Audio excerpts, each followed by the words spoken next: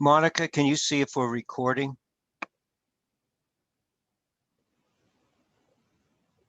Yes, we are recording.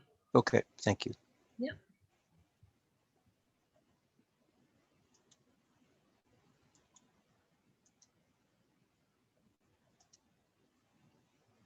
Well, good morning, everyone in Mountain and Pacific time zone, and good afternoon in Central and Eastern time zone. This is Joseph Antel. Welcome to the Adjuvant Protocols for Healing webinar today. And as you can see from the title, Strengthening the Immune Alliance Through Intestinal Biosis. We often use the term dysbiosis, but what about biosis? So we're going to look at that, look at the strengthening the intestinal tract, and look at the different implications of this. It is, and this webinar, of course, will be recorded, and I will give you the link in the next week or so. We're just doing the final on loading my 11 different lectures that I've devoted these Thursdays to, as well as of a few weeks ago. Remember, on Tuesday, I teach the heart sound recorder, of course.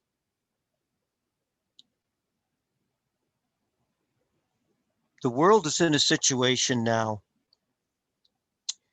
that this COVID-19 virus has brought to the fore.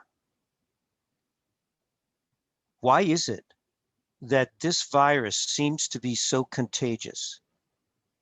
Taking away all the politics, all the nonsense, all the rumors, all the hype. The fact is, this virus is very contagious. Why is that? Why is it that the functioning of the brain, Alzheimer's, dementia, all kinds of brain issues are occurring? Why is it that even someone that ends up being in a car accident or gets a concussion? Let me read you this paragraph from this doctor. If sudden intestinal permeability, if the sudden intestinal permeability caused by a concussion goes untreated, the concussion symptoms will be worse due to the additional inflammation. The gut permeability may not resolve by itself, which could contribute to making the concussion symptoms linger on for weeks instead of days. How about years? How about a lifetime? Intestinal permeability may also play a role in those patients who go on to develop post-concussion syndrome by causing ongoing brain inflammation. Wow. Now, I've just said a lot in the first 2 minutes. This all goes back to how healthy our intestinal tract is. So we're going to get into this. I'm going to review products, and the wonderful Monica Corrado is joining me today. She's going to do a segment on how to make foods to increase the balance and strength in your gut, in your intestinal tract. Now, as you know, all of these lectures are based on the protocols in my book. Now, remember what I've said to you, that as healthcare practitioners, I don't know about you, but I didn't have a lot of training in anatomy, physiology, biology. I didn't go through all of that. I started learning at 12 years old from standard process. That's where my education has been. But in order to know how to apply the right vitamin, mineral like protein, herb, lifestyle to any organ, gland, or tissue, we have to know more about it. So in these lectures, I take you through how my brain works. Hopefully my brain-gut relationship is good, so my brain is clear. And I pick and I have picked today homework for you to read through and understand what this particular area of the human anatomy is all about. Now, I'm not going to read this through. I have picked these. You can read them through. Now, this may be boring if you had to pass the test in school. That's fine.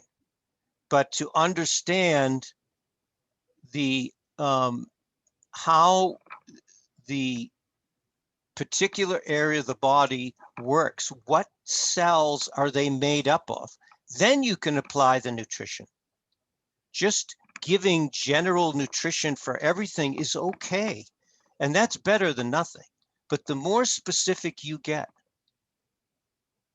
the greater results you'll have, and the longer that person, the happier, and the quality of life that your clients and you will have will certainly be increased and sustained.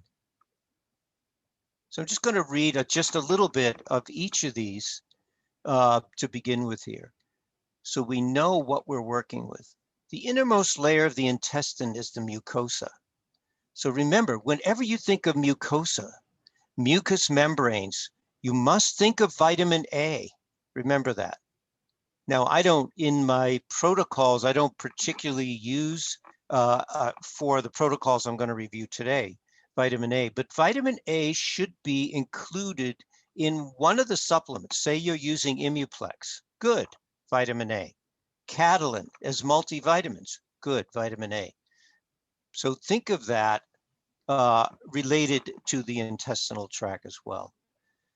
Mucosa is made up of epithelial tissue. We're not even through the second sentence, and we already know two primary nutrients. Now we know that epithelial tissue, dermatrophin, is crucial. And most conditions related to the intestinal tract, believe me, relate to an immune assault on that tissue. We have proven this for years.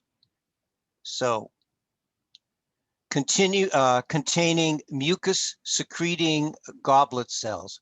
Mucus produced by the mucus lubricants the interior of the intestine to prevent friction from food passing through the lumen. Why is this so important? Your clients, or maybe a family member or yourself with chronic constipation. It's nailing it here. So we're going to look at supplements that will help with that. Or hollow a portion of the intestine. The epithelial cells of the mucosa absorb the nutrients and water from digested food and transfer these substances to blood in nearby capillaries. Now we've got three. We've got epithelial, mucosa, and capillaries. The small intestine, made of tiny folds called villi, increase the surface area of the mucosa so that the contact between food and mucosa is greatly increased. Do you know if you lay out the small intestine and it's in the 25 to 27 feet of intestine, small, not even the large, it would cover the area of a football field. That's how much area. If you took every square inch of the villi, the human body is so fearfully and wonderfully made. It's incredible. So why are there so many problems? Well, we're going to look at that. Deep to the mucosa is the submucosal layer that contains, again, blood vessels, nerves. Here's a fourth one. Connective tissue, well, that would tie in with the epithelial and the mucosa. One more. The muscularis layer surrounds the submucosa and provides several layers of smooth muscle tissue. Wow. So wait a minute. We have muscles, nerves, blood vessels, connective tissue, mucosa, mucous membranes. What did I leave out? Yeah. Epithelial. So please read this through, all of these that I've given you, because understanding is how you apply. It's how I did it. And this one, again, is great to know what makes up the small intestine. What makes it up? 3 areas. Again, I'm not going to read all this. I'm going to read to you what interested me. The duodenum. So there's 3 areas: duodenum, the jejunum, and the ileum. The duodenum is the initial portion of the small intestine, is where absorption actually begins. It is often described as being split into 4 parts. And these are the 4 parts. The superior portion, pancreatic enzymes enter. This is where the pancreatic enzymes enter the descending duodenum via the hepatopancreatic ampulla and break down chyme. So out of the stomach, when that goes into that first part of the small intestine, you have this chyme. It's a very acidic substance. So it has to be neutralized with pancreatic enzymes, with bile. So a mix of stomach acid and food from the stomach.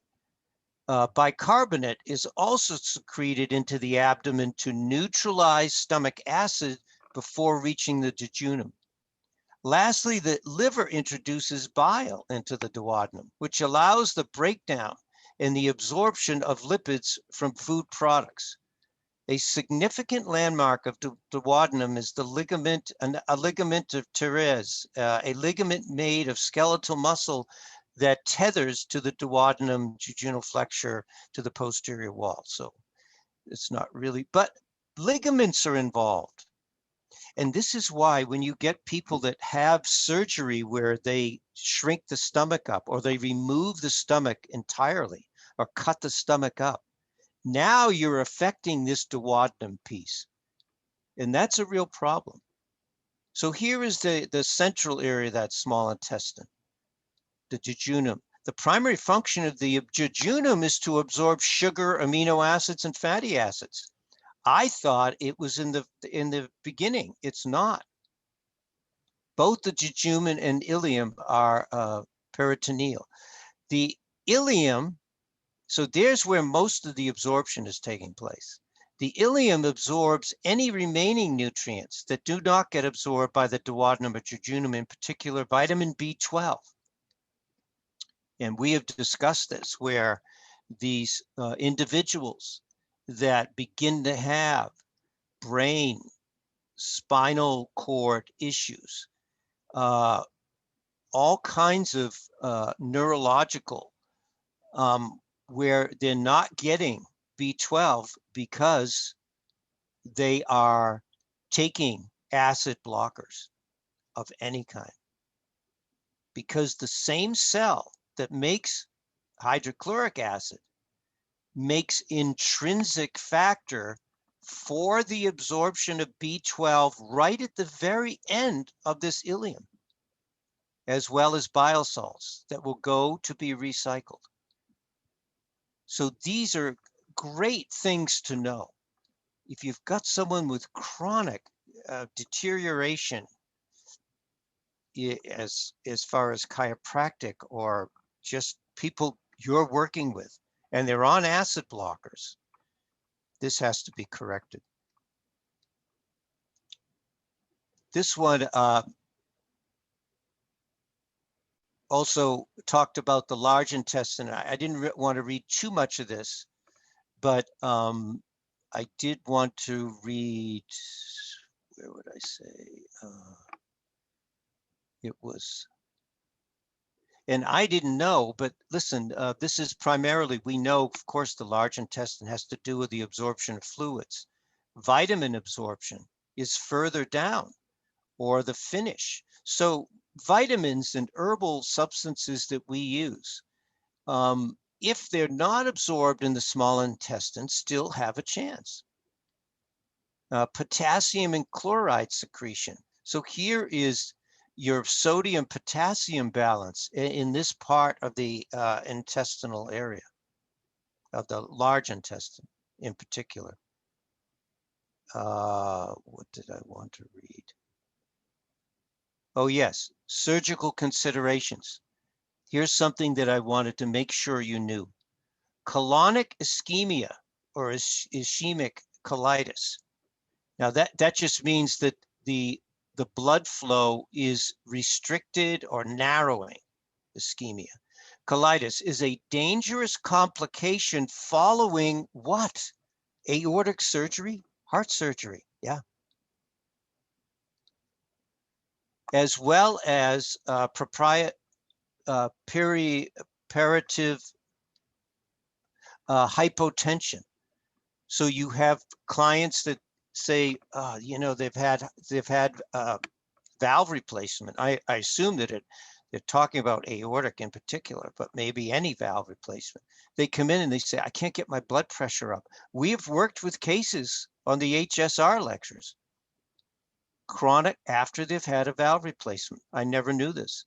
This condition typically presents with abdominal pain, bloody diarrhea, and post-surgical period care is necessary to optimize fluids in the periparative period in to prevent ischemic colitis. So very interesting. But you'll get more as you read these different articles through. That's why I picked them. And of course, what the very crucial of the part of the small intestine has to do with the villi. Intestinal villi are like little tiny finger-like projections made from the cells that make up the cells that line the entire length of your small intestine.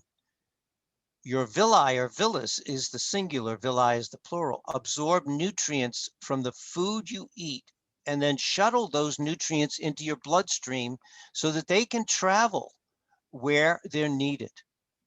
If you don't have functional, you think of your celiac clients or just people that are challenged with no matter what they're taking in nutrients, no matter what they're eating, they are not thriving. The child that is not thriving. If you don't have functioning intestinal villi, you become malnourished or even starve, regardless of how much food you eat, because your body simply isn't able to absorb and make use of that food. The villi are really tiny, and one is no more than 1.6 millimeters. For comparison, 1.6 millimeters is the width of the line, the ink line produced by the tip of a fine ballpoint pen. That's how big they are. Or the width of a delicate wire used to make expensive jewelry. You know, we all think, oh, these are kind of big, thick things. They're not. Your villi alternate with depressions called crypts, where your small intestine actually manufactures a cell that form the villi and other parts of the intestinal lining. I think that's all I wanted to say. Oh, yes. While individually the villi and crypts are obviously pretty miniature by themselves, together they provide a huge amount of surface area for nutrients to be absorbed into your bloodstream, almost the surface area of an entire football field, given that your small intestine itself is about 23 feet long. Amazing, huh? The human body. Is that the one I just read? Yes. And this last one, there was one little clip in here. Oh, yes. The villi, this small area, vascular projections, increase activity, great increase the surface area absorption. I already read. The villi number about 10 to 40 per square milliliter, 6,000 to 25,000 per square inch of tissue. That's a lot of villi. And this is why people that have conditions affecting this, related to this, there is so much of the villi or these villets. If they're in trouble, you know a good portion of it are either laying down or damaged. And that's serious. They are prevalent at the beginning of the small intestine and diminish in number toward the end of this tract. So you can read more about this. There was one other thing that maybe this was in another. Okay, so that's a little bit of, you know, the anatomy, physiology. And this is another one that Monica had in a presentation that we did. And I just love this, this view where you can study the different layers of the GI tract, especially this is of the small intestine once again.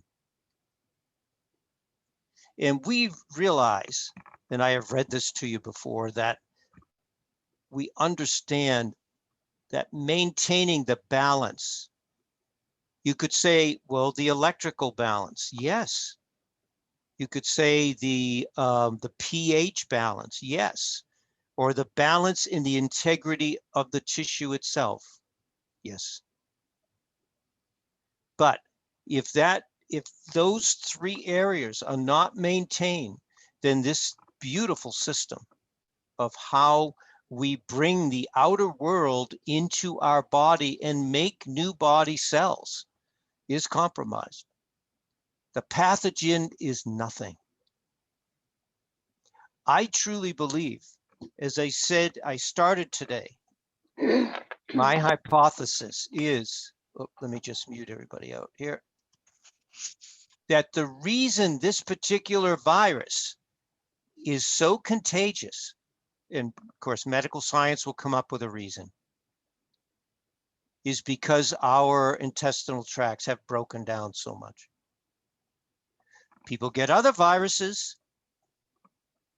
and they have gotten other viruses, but we're 100 years out from the last great pandemic. Why have we become so vulnerable?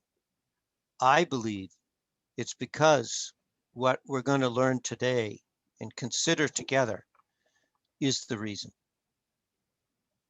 Breakdown generation after generation. There was no celiac disease years ago.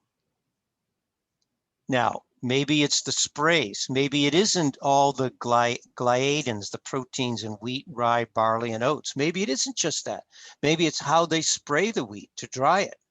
Whatever it is, it has really, in the last, I would say 30 to 50 years, broken down our intestinal tract. Here's another one by Royal Lee. When people have their resistance lowered by malnutrition, viruses can come in and get stronger. It's just what I was saying. And here is the master, in my opinion. He knew this. And this relates to our digestive system, particularly our intestinal, small and large intestine. Perhaps virus evolution does depend on what we eat or do not eat. Good for you. Good for you that you're recognizing this. What are you going to do about it? Well, this is our consideration. And our great John Courtney, my teacher over the years, the human body doesn't have a singular immune system, as it is better described as an immune alliance. among various systems and organs, which when coordinated by the brain, here is the brain-gut relationship. If you have, as I read that one quote from that doctor, if someone has had closed head injury, a brain trauma, and their gut starts breaking down, you know the significance that both need to be worked with.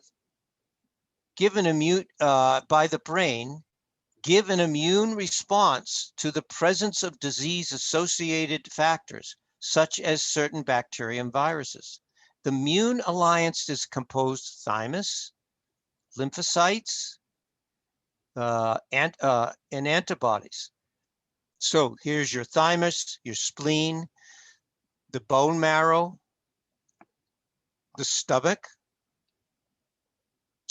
intestinal flora.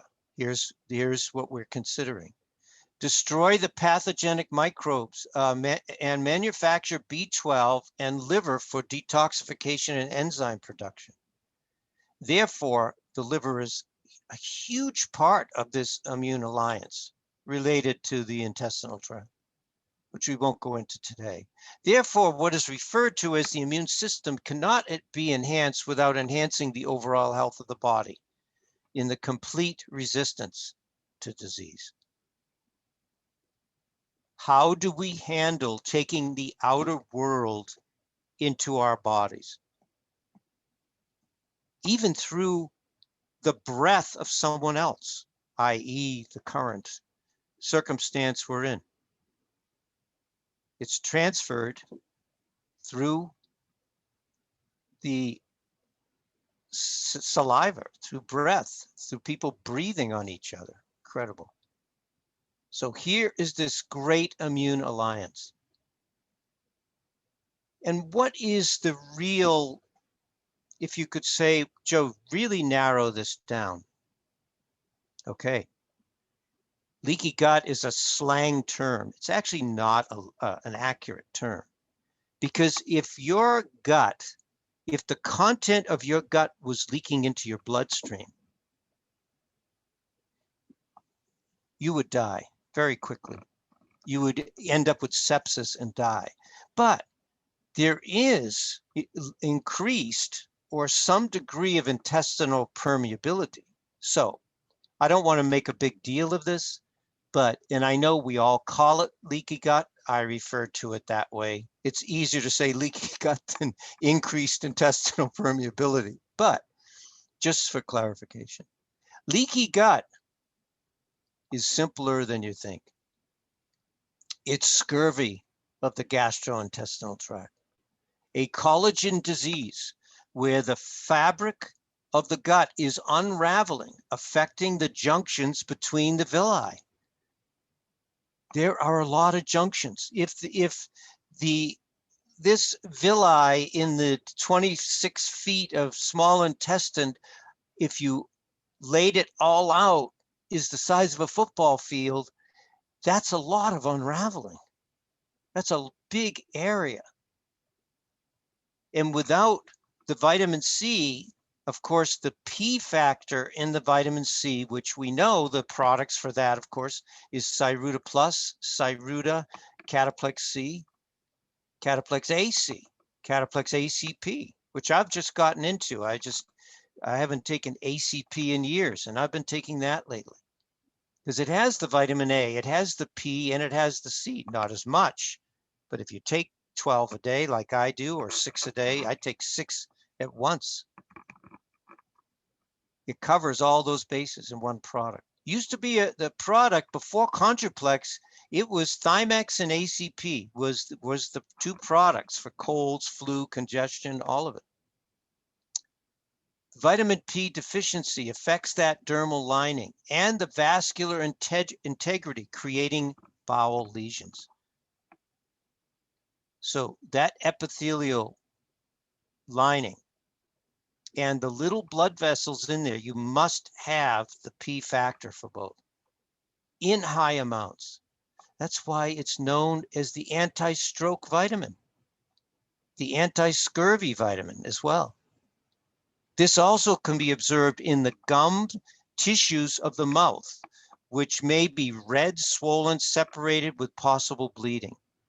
This is why, you've heard me say this before many times, if you want to know how a person's intestinal tract is doing, talk to their hygienist.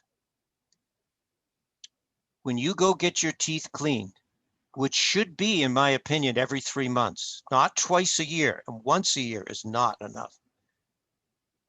You've got to keep the buildup where bacteria loves to live underneath those gums. You've got to keep that cleaned out quarterly. When the seasons change, get your teeth clean. But, and I always ask my wonderful hygienist that I go to, Vicky, are my gums bleeding? No, hardly anything. Well, I got a little deep there. There was a little bit. But if your gums are bleeding, if you're bleeding when you floss, when you brush, called the pink toothbrush, then you know for certain that the top end of this amazing system of the gastrointestinal tract is compromised in the lower half. Or if you're having in the very lower, if you're having blood vessels bursting, if you have any kind of rectal bleeding at all in any way, along with the gums, Now, we use Collinsonia root for that. That's hemorrhoids, and varicosities is another subject. But just remember, the P factor is your key. So here is the protocol that eventually went into my book. And I'm going to go briefly through each of these products. Here is from my book. Here is the quote, which I just read to you, that I put in the book. So these are the products. And I also put in, which you'll see, are very, very similar products in both gut rebuilding and your increased intestinal permeability. The reason that I put this in, you could say, well, that's kind of redundant, Joe. Why didn't you just put one in? Because some people called it celiac sprue or celiac disease. Some call it leaky gut. We know it's synonymous, but that's what we have to do. So what is actually going on? And I love this image that Monica found. You can see that as the villi, the spaces between, which all of us know about this, but those particles, as they move through, should not be these proteins until they are broken down into amino acids, should not be going into the bloodstream. Now, maybe the proteins in gliadins, I can't unmute you all because I'm recording, but maybe they are very small proteins that slip through. Other things slip through too that should not be there. So those what they call tight junctions are not there. Why is that broken down? Because the tissues here of the collagen and the blood vessels that feed that tissue don't have the nutrients to sustain it. There's your normal tight, there's your leaky and inflamed. So let's briefly, real quickly go through these. I already talked about vitamin C, the C factor and the P factor within that. Remember, ascorbic acid will not do anything. You can use the word cure scurvy. That has been proven since the early 1900s. Ascorbic acid does not, because it's not vitamin C. It's the antioxidant, it's the protective layer. You can't use the protective layer. You need what's in there, what it's protecting. And remember, it also prevents the side effects from radiation, imperative in invasive cancer treatment. You know how many calls I get where people said, well, the client had chemo and now, they have intestinal problems. Their kidneys are going, Of course, because there's been such a depletion of those vitamin C factors and the little capillaries are gone. The collagen in those epithelial tissue gone. So these people all the way through, if you have anyone having high amounts of X-ray or any type of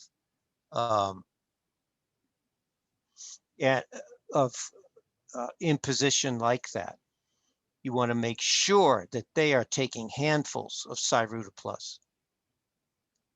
So now, as I've said, the second most important product is the dermatrophin. And it also helps, with aging, dry skin, wrinkled skin, anywhere where the body now is attacking that particular tissue. Dry, cracked hands, the combination of that, dried lips, scarring, all of that. I love to use the combination of dermatrophin and some form of vitamin F. If it's dry, I usually, most forms of vitamin F, we use the Cataplex F tablets. But I like to use some of the oils. Black currant seed oil is my favorite. It's the one I've gotten most results with. But remember, as we age, liver spots, dermatrophin. Bed sores, sores that don't heal up, here it is. And if your skin is reflecting a breakdown on the outside, what is the skin on the inside reflecting? The same. Same. But at what stage does a lot of these conditions become autoimmune? That's a good question. At what stage? I would say from the beginning, if you were to ask me. Because usually we say, oh, it's a late stage where these necrotic proteins, these dead protein cells, nuclear proteins from the cell are leaking into the blood. And of course, the body says, you're a protein. I only want amino acids in this bloodstream. I can't make anything out of you. You're not broken down. And you're not all 22 either amino acids. And so of course, the immune system interprets that as an antigen. Doesn't belong. So it gets rid of it, creates antibodies. But once the blood is cleaned up, then it goes to that tissue. It goes to the intestinal wall. It goes to whatever, your lungs, your thyroid, your brain, all of it. So the protomorphogen removes the burden from that particular tissue. And this, our consideration today, the intestinal tissue. It removes that burden. It acts as a decoy, as we say. It dissuades the immune system from continuing to break it down.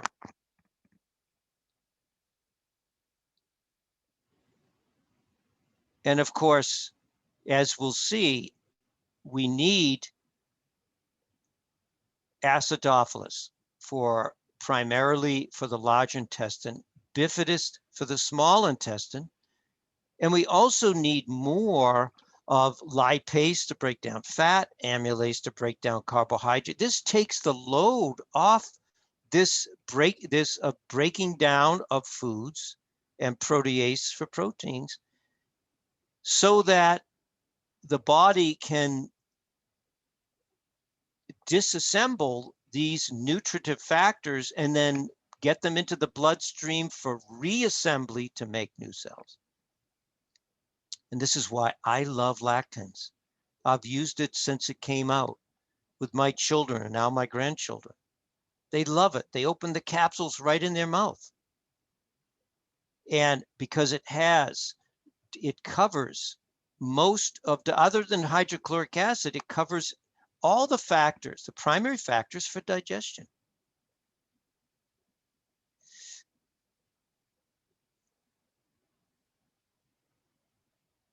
And it's difficult, which for some parents to get lactic acid yeast wafers into their children. I would love to see lactic acid yeast wafers, which is the key product. And you're going to see in a few minutes when I read a couple of these notations. This is the key product. Because what did I read up in the very beginning?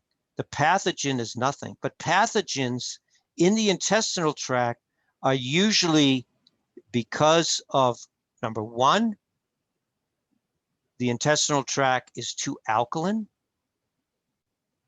And number two, there is too much sugar. There's too much carbohydrate in the intestinal tract. As far as alkalinity is concerned, here's a study. Here's the conclusion. Abnormally high intercellular alkalization is a well-documented phenotype in tumor cells. Oh, you have polyps in your colon. You have cancer, colorectal cancer. Oh, too much alkalization. Yeah, keep drinking alkaline water. Yeah, that's doing real good. Do you know one of the other, if I get to it, one of the other things he was saying, you know how much the body uses? It uses 2 gallons of fluid a day. 2 gallons. We don't drink that much water, but that's how much fluid the GI tract uses in a 24-hour period. So you're getting a lot of alkalinity with alkaline water. And is thought to play a pivotal role in neuroplastic transformation and maintenance of neuroplastic progression, cancer cells. For example, increased pH of tumor cells is associated with increased in vitro tumor growth, DNA synthesis and cell cycle progression. In addition, cytoplasmic alkalization is an important signal in controlling the rate of cell division and activation of DNA and protein synthesis. So they look at how much alkalinity you have based on how fast the cells are dividing. Cancer. There it is. Now, this author, Patrick Ervolino, which Saline River Press has a lot of his writings, and you should get into some of his things. But here's what he says about lactic acid yeast. It has been time, and this is related to the sugar component, so and the alkaline component as well. It has been demonstrated time and again. They wrote in a January 1940 study, it's in Saline River Press, by the way, published in the Journal of Clinical Osteopathy, that the stools of patients who are constipated are, let me just mute everybody out here. Okay. Who are constipated are in a very large majority high alkaline. Acidifying the alkaline environment of the colon destroys or inhibits the growth of many of the pathogenic bacteria thriving in an alkaline medium. Strep, staph, seps, any kind of breakdown, any type of pathogen like that. The normal non-pathogens are then permitted to return and nourish in this newly acquired acid medium, which is normal in healthy individuals. One other paragraph. While today the probiotic of choice is Lactobacillus bacteria, it's the largest, it's the highest amount of friendly bacteria in the intestinal tract. The Mycelium yeast, Lion and Hart investigated, remains a remarkably effective probiotic, perhaps the most effective. In his research, of all probiotic supplements, the renowned Dr. David Williams found Mycelium yeast in the form of lactic acid yeast. By the way, Dr. Lee made the first probiotic, and that product is lactic acid yeast. The first probiotic ever put on the market, Dr. Lee, developed by Dr. Roy Lee, to be the most successful in reestablishing the natural balance of flora in the intestines. One reason for this may be that Mycelium yeast feeds on a broader range of carbohydrates than Lactobacillus, allowing it to turn essentially any carbohydrate into lactic acid, while simultaneously stimulating the colon and supplying nutrients to the body. So what do you think with chronic constipation? What do you think with people? I've had clients on this that were trying to lose weight, and you put them on please don't keep on muting because I'm recording this. So what about people that can't handle their sugar? They eat too much carbohydrate and they can't take weight off. I've had clients that do really well. It is one part of that weight loss program, which we'll go through at some point in my lectures. This is a very underused product, unfortunately. People don't like the wafer, they don't like the taste, or they can't swallow them, they got to chew them. I would like to see this in a powdered form, as I say. This is a key product. And of course, ochrapepsin. Why is this so important? Dr. Kelly, who wrote One Answer to Cancer, you've heard me talk about him before. He's the one that brought Dr. Beard's hypothesis of trypsin and chymotrypsin destroying cancer cells back into the 20th century. Of course, he was persecuted, but here's what he said about ochrapepsin. If there were only one kind of pill that would help everybody, the cancer patient or otherwise, it would be ochrapepsin E3 made by Standard Process Incorporated. It would probably do the nation's health more good than any other one pill. It digests the mucus that coats the walls of many people's small intestines. Certain foods, such as pasteurized milk and many cooked foods, cause the mucus buildup. Now, not the good mucus he's talking about. This is the mucus, and he talks about it here on the wall of the small intestine. The mucus coats the villi of the wall of the small intestine.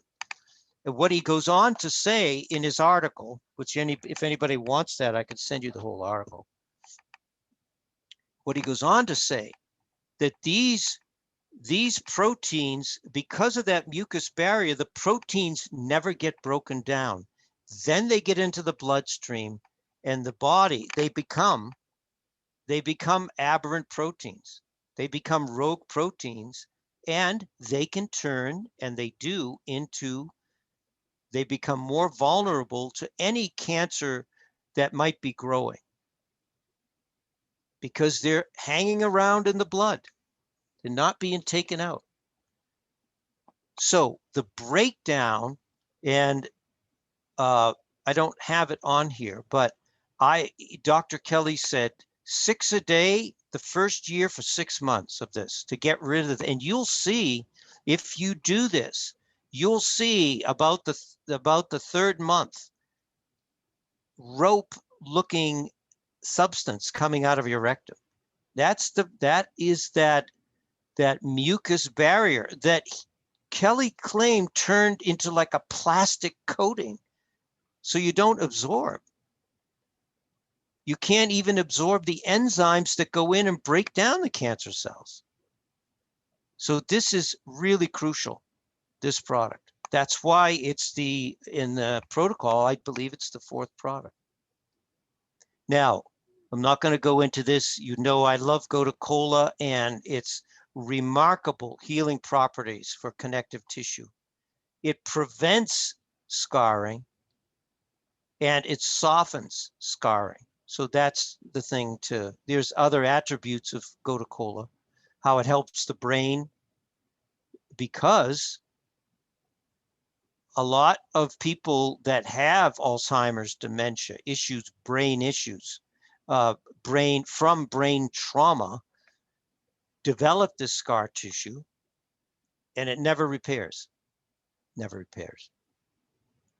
The factors that are needed to keep these tissues soft and keep the blood flow going to cannot break the blood-brain barrier. Gotu kola does, or the phytonutrients in gotu kola. So at this point, because of time, I'm going to have now Monica, if you want to come on now, Monica, and then I'll briefly mention the protocol for healing after she gets done with hers. So Monica, are you there? I'm going to now make you host. Okay. All right. And then you're going to remake me host. So I'm going to stop share, and then they'll see your Great. screen, hopefully. Yep, I'll just jump right in here. Here we go. Okay, hold on. We're going to grab up here. First of all, I just want to thank you, Joseph, for letting me have a little bit of time here. Really appreciate it very much. Oh, I'm grateful that you do it. This is great. You're the master at food. You're the food master. You call me FM now. Yes, that's right. Anyway, okay. So hello, everyone. Thank you so much, Joseph. Right off the bat, to let people know some of the things that Joseph was covering. He talked about vitamin A. And so a food for vitamin A that's in the GAPS diet is liver. Joseph talked about vitamin C, the C complex, and our number one C is fermented cabbage, otherwise known as sauerkraut. For collagen, it's meat stock, not bone broth. And for yeast, it is kefir or kefir. Just wanted to bring those up right away so you have them and then get into this. This is, I'm going to move pretty quickly. Here's my disclaimer. You'll have that. Here's me. Hello. Okay. Okay. So I know this is, I'm using Leaky Gut. I discussed this with Joseph. It is the, yeah, you can use slang for sure, but we are talking here about increased intestinal permeability. And out there on the web, it's going to be called Leaky Gut. And just wanted to bring that up. Okay. So as Joseph started, more than 80% of Americans have leaky gut, everybody. And yeah, so we need to heal it and seal it. And it's easier than you think. And food has a lot to do with it. I have talked with Joseph before about how wonderful it is to have the ability to use the food, the diet, the nutritional protocol, and the nutrition from Standard Process. I mean, it's just it's an incredible team to get this thing to be healed up. So it's really wonderful to have both pieces of that. Okay. So yeah, a leaky gut is unraveling, opening the junctions between the villi. And again, scurvy of the gastrointestinal tract. So just again, scurvy. So what do you need to clear scurvy? Vitamin C complex. And so in terms of food, that is sauerkraut and any other lactoferment. Cabbage has the highest amount of vitamin C. And when we ferment any food, the vitamin C increases, along with many, many other fabulous things that happen. B vitamins are created, of course, enzymes, lots of cancer substances, etc. But for scurvy of the gastrointestinal tract, we're talking about sauerkraut specifically, and any other lactoferment. I just wanted to bring that up early on here. All right, so as Joseph covered this already, what's the issue? Leaky gut, I put it in quotation marks there. It leaks large molecules. So it's not totally leaking, as Joseph said, we'd all be dead, but it's allowing the breaking through of large molecules into the bloodstream, things that should never be in the bloodstream. Undigested food specifically, toxins, and pathogens get into the bloodstream, and that needs to stop. Okay, so let's see.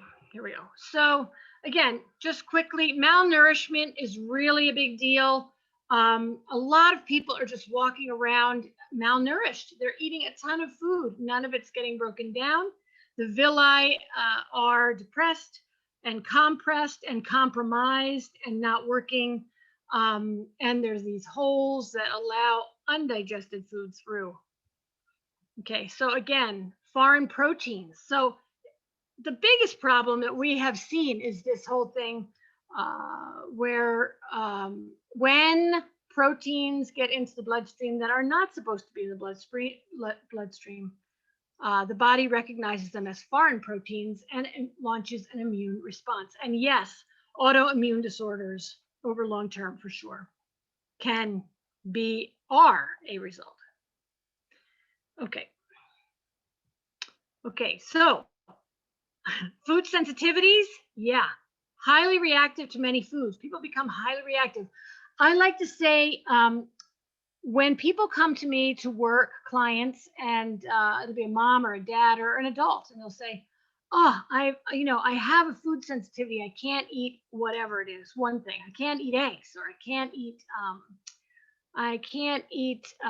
chicken. I can't have any dairy products. I say, that's okay.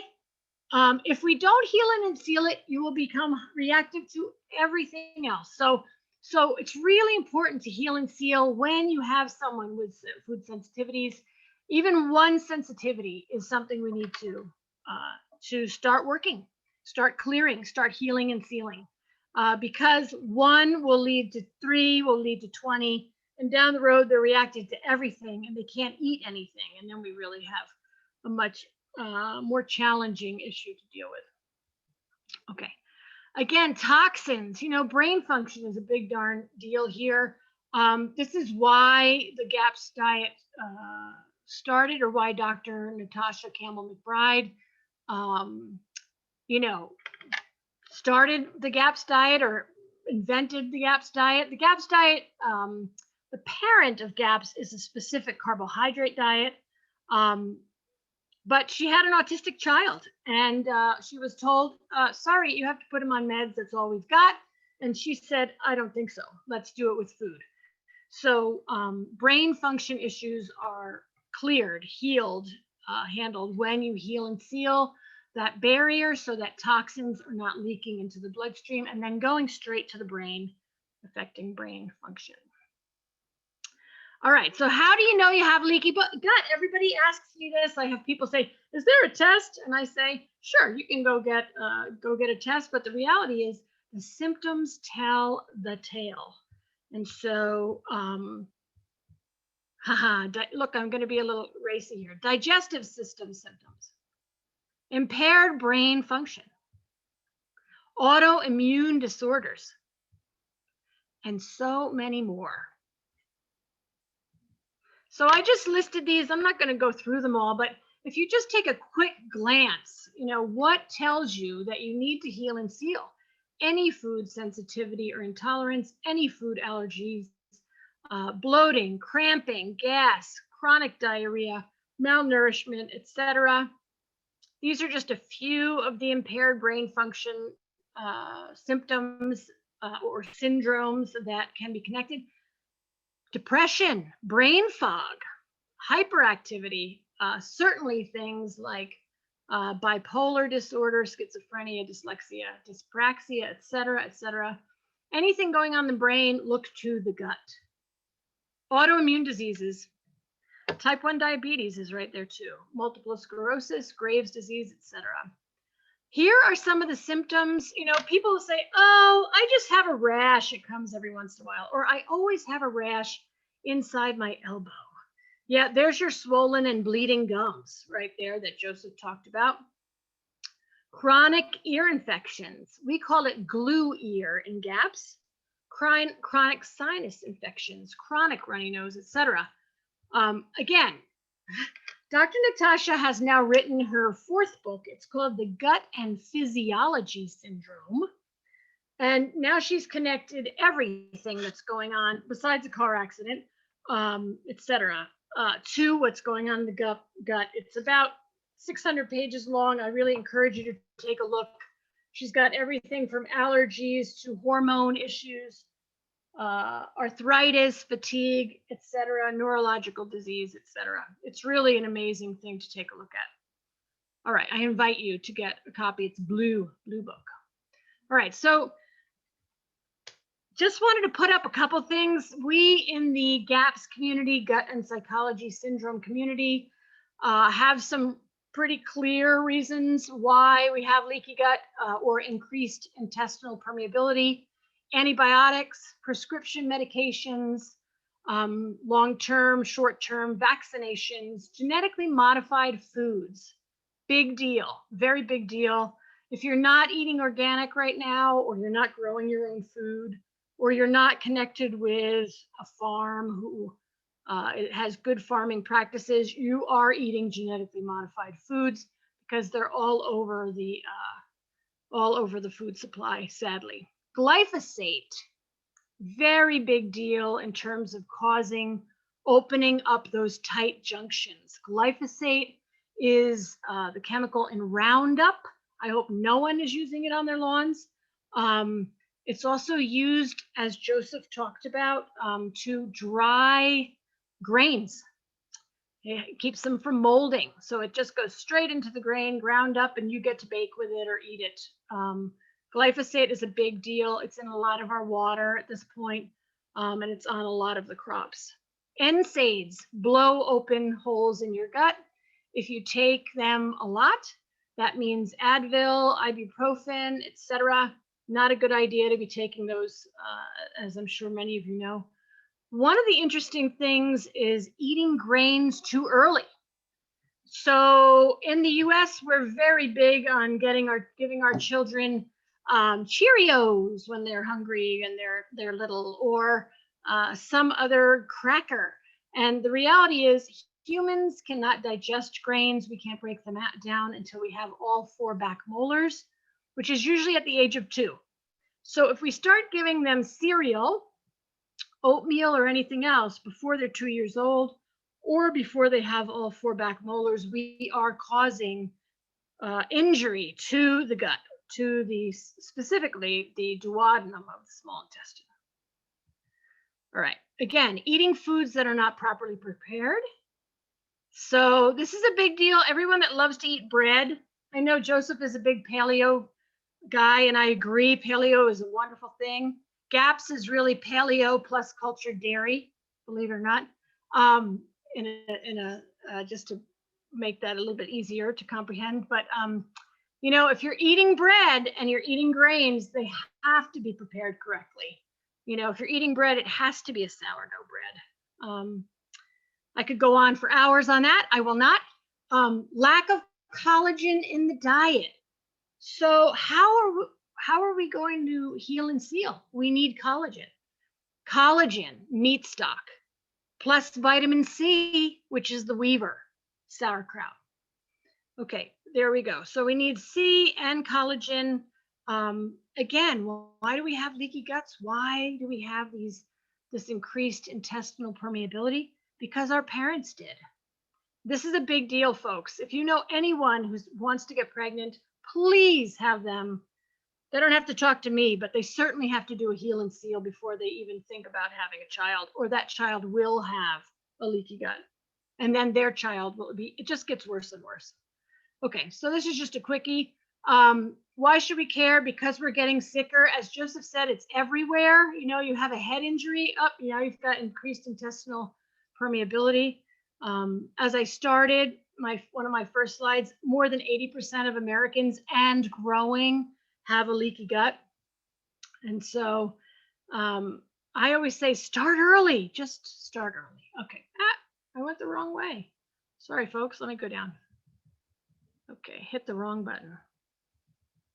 We're moving. Come on down. This is now. All right. So if we don't heal before conception, the children will be sick at birth. 1 out of every 45 children born in the US will be diagnosed autistic in 2020. That was what they said last year, so I'll have to see if that came true. Autism can be healed with food, folks. Autism can be healed and prevented with diet. So what can we do? Heal your gut, heal your symptoms. So I'm going to show you just quickly how to do this. So we're talking about nutrient-dense, nourishing, traditional foods applied with GAPS principles. So GAPS, again, stands for the Gut and Psychology Syndrome. Now it also applies to, or stands for, the Gut and Physiology Syndrome. There's the book. Okay, so I told you this. I just threw this in while Joseph was talking. Vitamin A, liver, vitamin C, sauerkraut, and fermented foods, and collagen, meat stock. Okay, so very easily, folks, what is the GAPS nutritional protocol? How do we do this? How do we do this? Number one, we stop injury. I like to say this because if you have a boo-boo on your knee, let's say your child fell down, or a child, or maybe you fell down, you were skateboarding, or you were roller skating, etc. You're just walking down the street and you hit the curb. If you scrape your knee, the first thing we have to do to have it heal is stop scraping the knee. And so I like to bring this up because people say, well, why do I have to take these foods out of my diet? You know, why? Rice isn't so bad.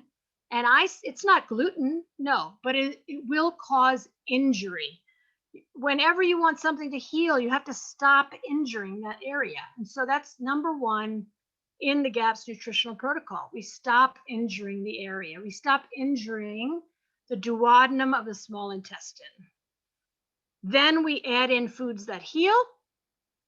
We also starve pathogens. We have to starve the pathogens. And we rebuild gut flora. So those are what I call the 4 pillars of the nutritional protocol. All right, so stop injury means remove complex molecules. Why? Because they're big, because they will blow through that loose junction, and they will continue to blow through it. They'll break through it and blow through it. That's why we have no gluten, we do not have casein, and we remove complex carbohydrates because they are complex molecules. So what does that mean to stop injury? No grains, not even that beloved quinoa, no beans, no starches, no fibrous vegetables. Fiber would cause injury on an already injured area. No processed food, and no soy. Soy is all about it being estrogenic, and GMO, and many other things. All right, so what are the healing foods? Meat stock. Meat stock, I'll say it again. I am the meat stock queen. Meat stock, not bone broth. Why? Because bone broth has glutamic acid, which can trigger nervous system symptoms. So there's no bone broth in the GAPS diet. It is meat stock. Healthy fats, which are actually saturated animal fats, tallow, lard, ghee, good pastured butter, etc.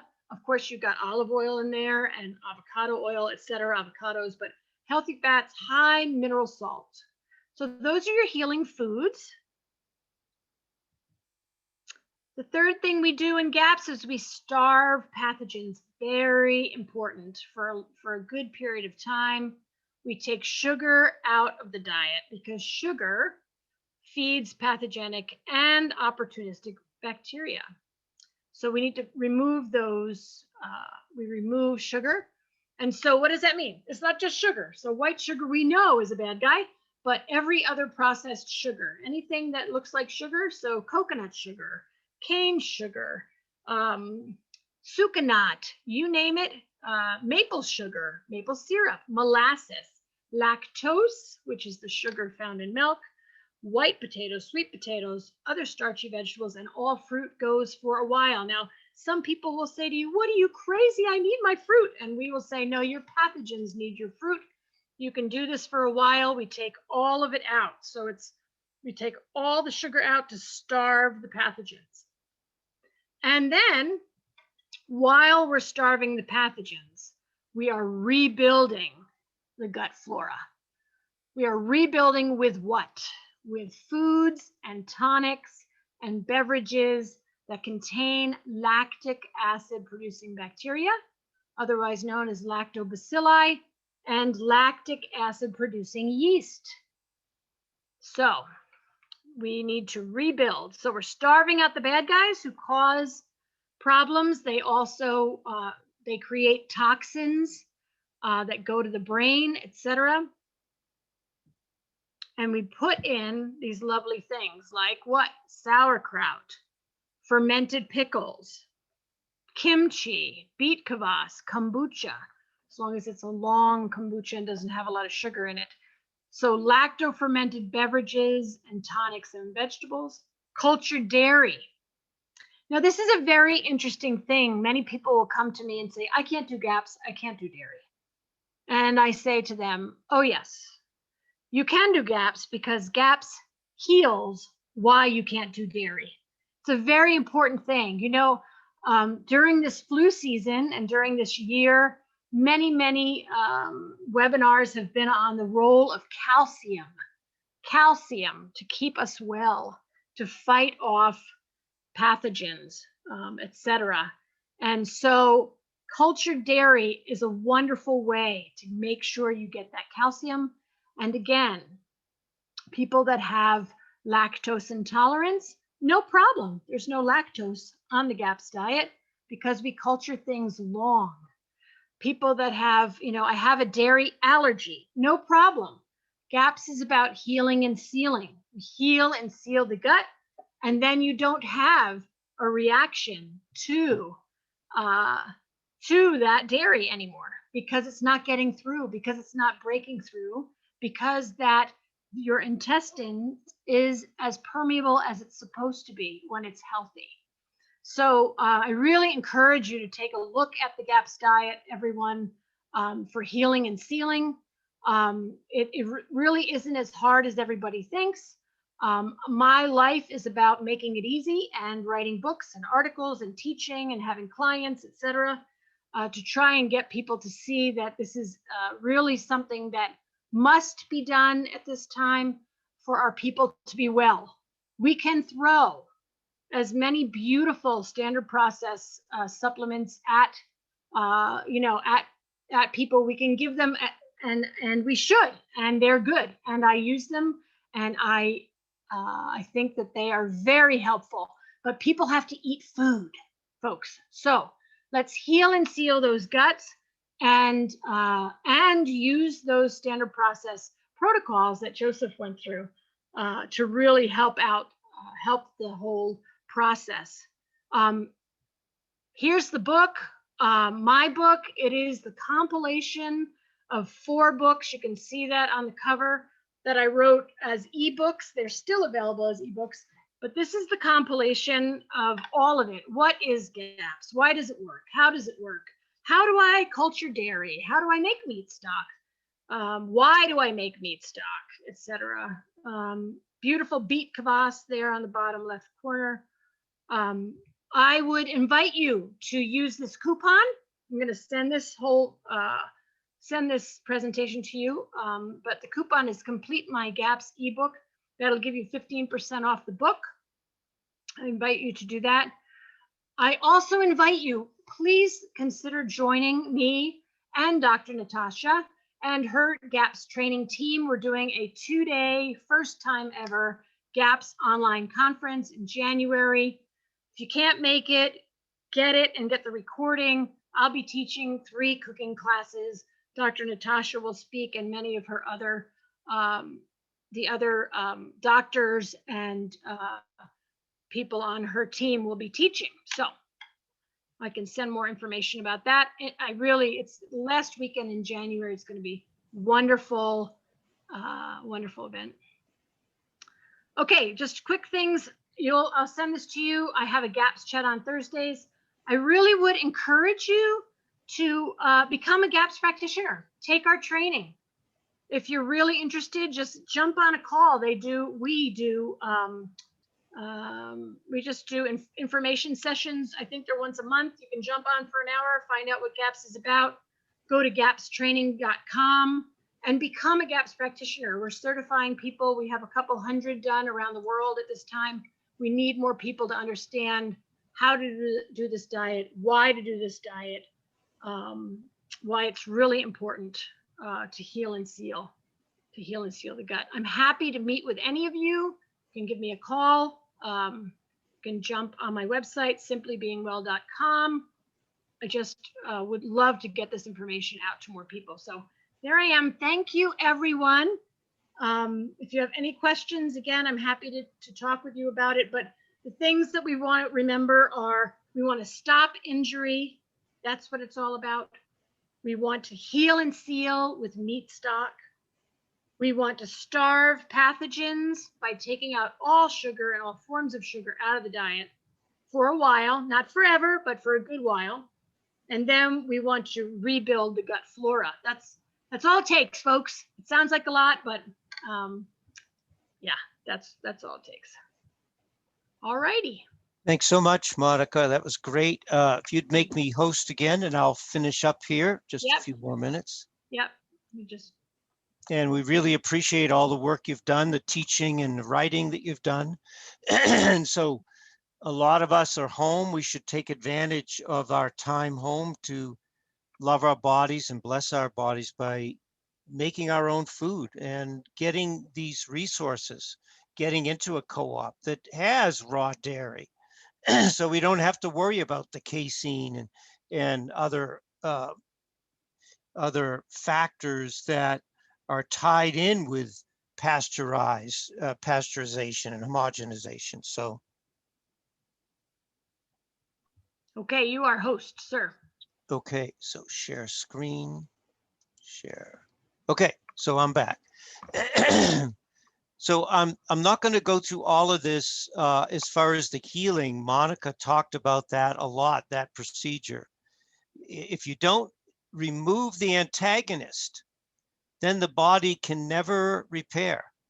And in one of the links that I gave you, that mucosal layer replaces itself every 3 to 5 days. So cells are always turning over. So don't be concerned that, oh, I'll never get this thing healed. The healing can take place in the intestinal tract quicker than you think, much quicker. But all you have to do is remove that burden. And this is why, we emphasize things like protomorphogens and the other factors that, from a supplement standpoint, to heal. But this has to be a lifestyle change. It has to be. It has to be a reprogramming of how we live if we want to be well and live a long, healthy, happy life. So the main products for healing, remember, are, again, if you say, well, I'm doing the Cyruta Plus, I'm doing the lactic acid yeast, I'm doing the dermatrophin, what else? And the main product, if I could add one more, would be the pituitary, the pituitrophin. Because remember, the pituitary not only relates to hormonal balance, brain balance, the autonomic system balance, musculoskeletal imbalance, balance, and gastrointestinal balance. This is a crucial supplement to add into your daily regime, even to take a couple of days as a maintenance. So, but especially if you're working with either brain or immune or gut or digestive issues, this is one that should be in. Maybe you take it in the form of simplex F or M for male, F for female, or paraplex, but make sure this is included. I think that that article that I read to you about that paragraph from that doctor and car accidents, I think a lot of that eventually reflects in the intestinal health and well-being is because the pituitary does get damaged. So that's my own thought on that. Of course, yes. Could you make me a co-host again, please? I got unhosted. Oh, okay. Thank you. Where are you?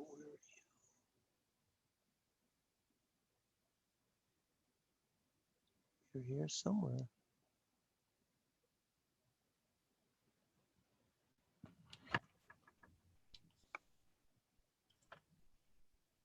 There you are. Oh, no, that's Maria. Oh, here you are. There you are. Whoop. There you are, dear. Okay. Of course, we know the power of the chlorophyll healing. And this is a lot when you get into green leafy vegetables, of course, even with the GAPS diet or the any other food regime with a lot of green leafy vegetables, you're going to get that factor. Of course, the tuna oil for the anti-inflammatory properties, of course. Enzacor is a main source of glutamine, and of course, which is a real healer of that intestinal lining. Dermico is the same, and Dermico also ties in with lymphatic drainage, which because of time, we're not going to get into. But remember, one of the other big parts of the intestinal tract is the lymphatic system, and lymphatic drainage is important. Now, we think of Thymex for that, but Dermico in the herbal line would be your lymphatic drainage product. And of course, Multizyme.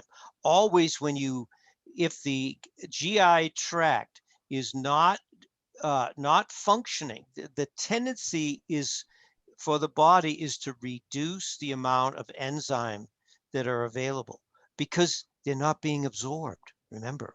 It's not that the body's not producing them necessarily, though that may happen as well, but they're not being absorbed. So that's important. So, and also I put in from my book again, very similar products that we discussed for the small intestinal, SIBO. And you can read about that. We discussed a lot of that with talking about the villi. And that whole dynamic of the digestive system. The other one product that that I have used very successfully that's not a standard process product, MediEurope almost bought this company, but if they're still around, this phytonutrient, Ace Mannan, no matter what aloe product you get, which is other than some of the components in the ochrapepsin E3 for healing or the chlorophyll for healing, is aloe. But if you don't have this phytonutrient in whatever aloe product you're using, you're not going to heal anything. So MediEurope did a lot of research in all of the United States to make a product. In fact, they had an aloe product for a while.